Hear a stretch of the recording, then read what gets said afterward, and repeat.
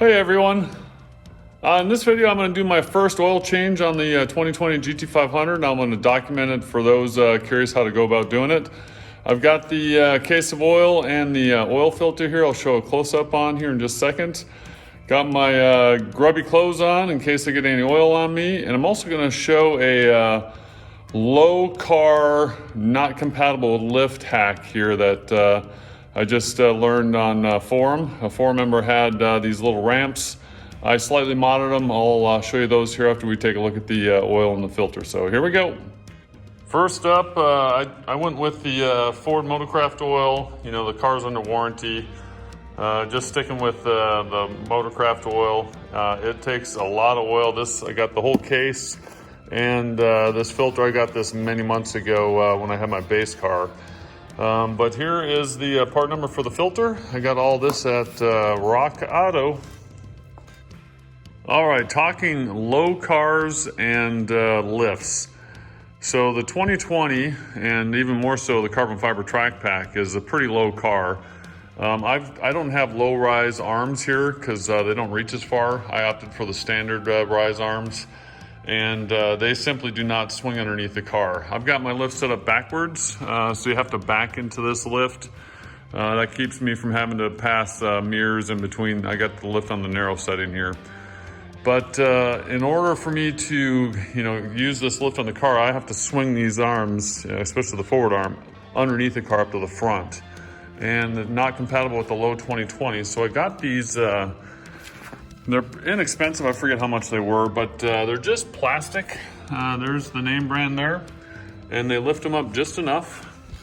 The only mod I did to these is I went to Walmart and got some non-stick, bottom of rugs type thing. And I cut them out, and I used spray glue on the bottom of the ramps. And actually, since I had so much of this non-stick or no-slip padding, I did 2 rows of it, so that's doubled up, a little extra cushion.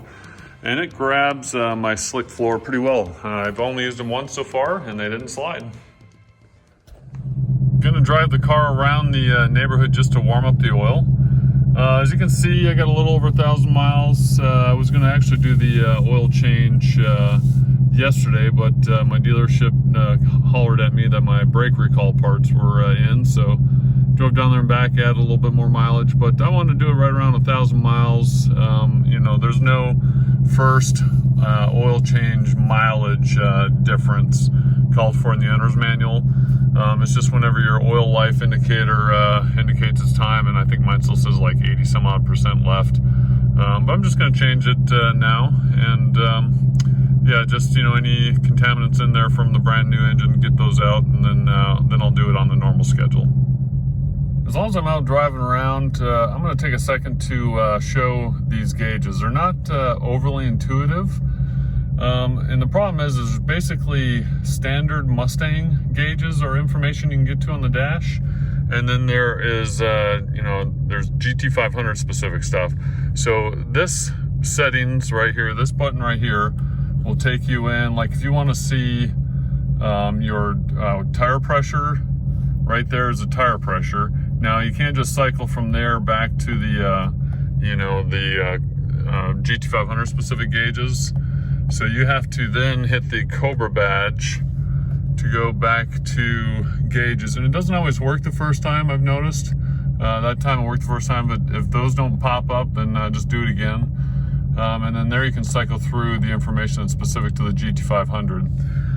To get to your oil life, and that's why I was showing this here, so hit the Mustang, setup information, and you go down to advanced settings, right there, advanced settings, and then you got vehicle, and then I've already toggled down, but when you come to vehicle, it's right there, and then you have to toggle down. If you look on the right side, you'll see there's a scroll there, and go to oil life, hit OK, and I've got 82% left, but and that's actually how you would reset it right there. Press OK and hold to reset, which I'll do here after I do the oil change. But that's how you get to that, and then to get back to the Cobra gauge, you can just hit back. GT500 specific gauges there, And then, you know, you're toggling back and forth between these two buttons to go between the Mustang gauges and the Cobra Badge or the GT500 gauges. All right, showing my lift process here. So I backed the car farther than it needs to be, and I've got some marks on my floor where I put these ramps. So I will drive the car up onto those ramps on all four wheels, lift the car up just enough.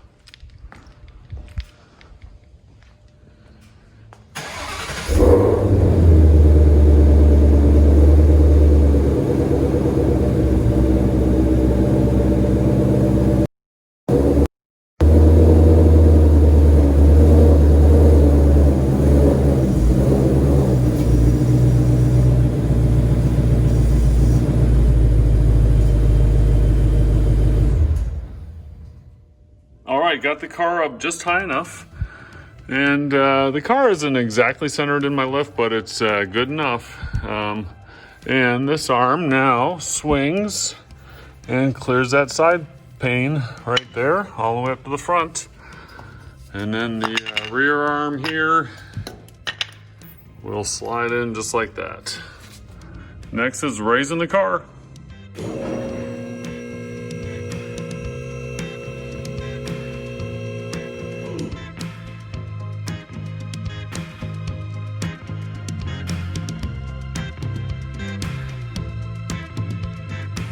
It's good, here we go.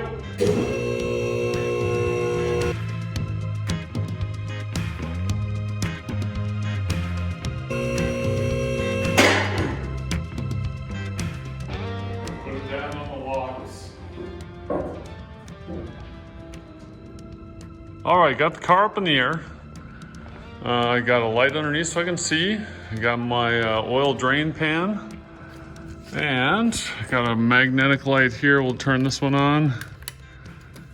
So the first thing we're gonna do is we got a 13mm wrench. This is a ratcheting wrench. And take out the drain plug, or take out the drain plug. That's backwards.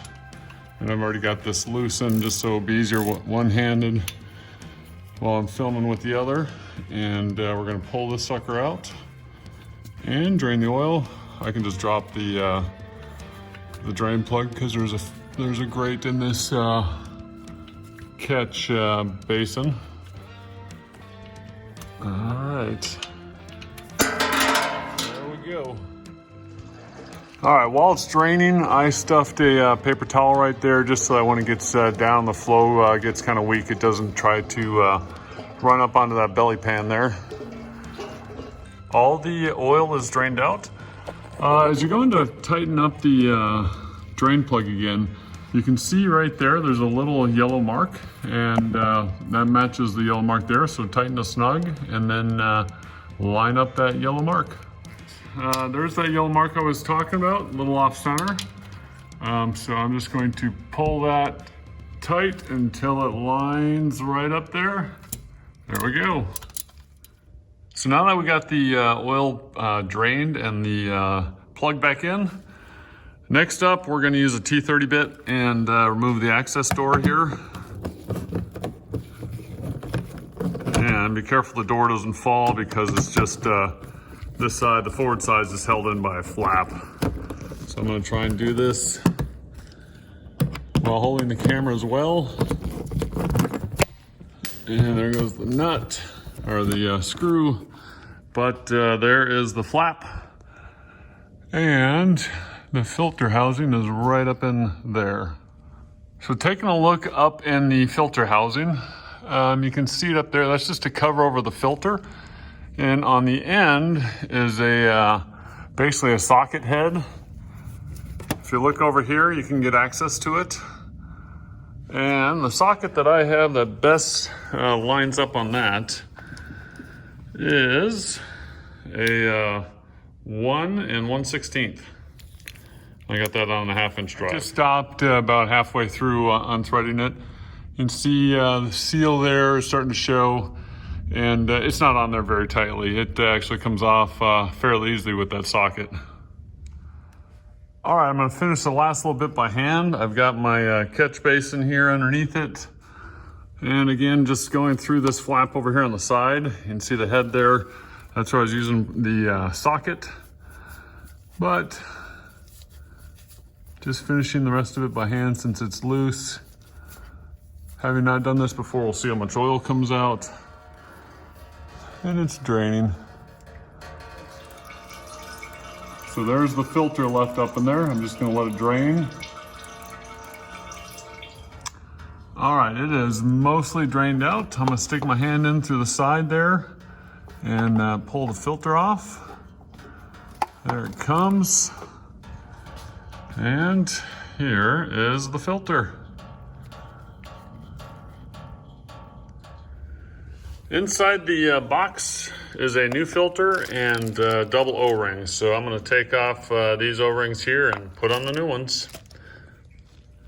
I used a flathead screwdriver and just got underneath the old O-rings, pulled them off the top, got the new ones on. And if you look down inside there, you'll see there's kind of a tube built into the bottom.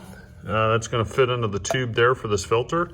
And then the other end goes up on, facing the engine side. But time to put it back on there. All right, I stopped installing the filter housing so you can see there's two little yellow dots, assembly line marks there. One on the housing, it's kind of facing us, and one on the receptacle that you're gonna tighten the housing into, or the filter housing into. That's kind of facing the aft part of the car. The workshop manual calls for 16 to 19 foot-pounds of torque. Of course, I'm gonna keep an eye on those little yellow markings as I'm tightening them up. I've got a torque wrench set to 18 foot-pounds. We'll see where it lines up.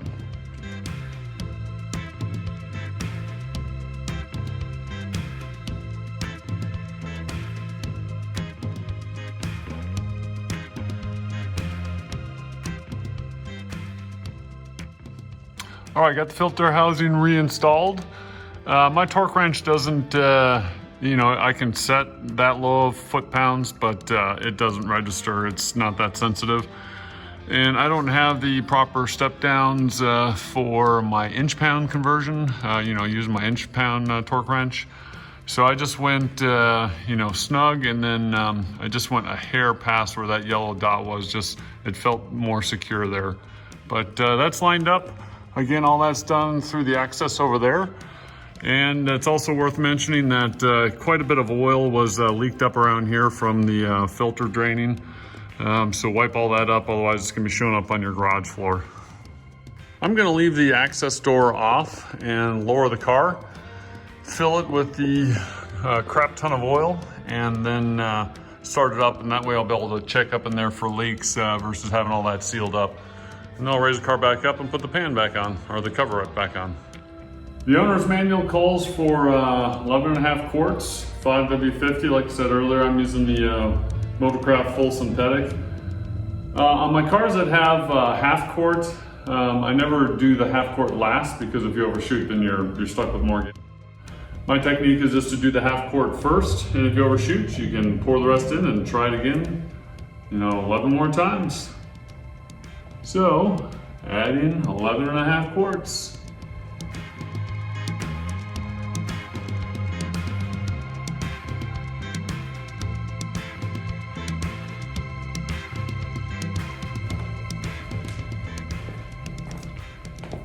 Done. So I got all the oil added. I got the cap back on. I still have the access door not installed. I've got the car up on the first of the locks. I'm actually going to get the car fired up, have a look underneath, and if all looks well, after running it for a little bit, I'll shut it off, raise it up, check for any minor leaks a little bit higher, put the access panel back on, and call it complete.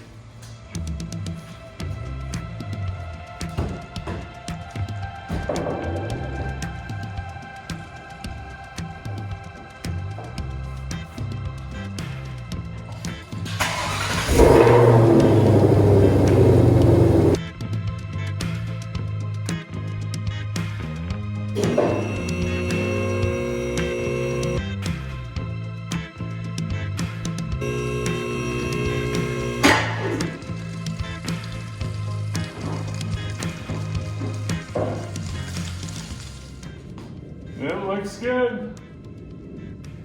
All right, time to reinstall the panel. All right. That is snug.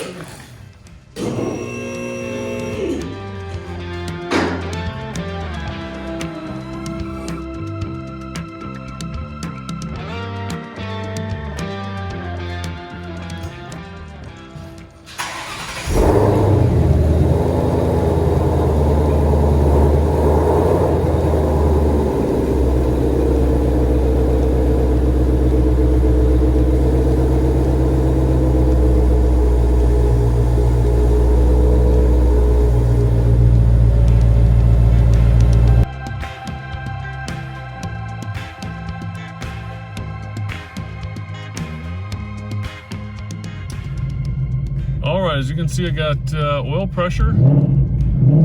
It's going up as I rev.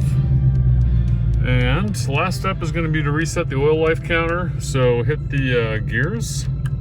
We go into the Mustang dash, and we go to advanced settings, vehicle. We toggle down to oil life, and it says press OK to reset. So I'm press and hold OK. And let's hit oil life again. There we go, 100%. Well, that's it. That's oil change on a 2020 GT500 with a bonus low car lift incompatibility ramp hack. Hope you enjoyed the video. Thanks for watching. See ya.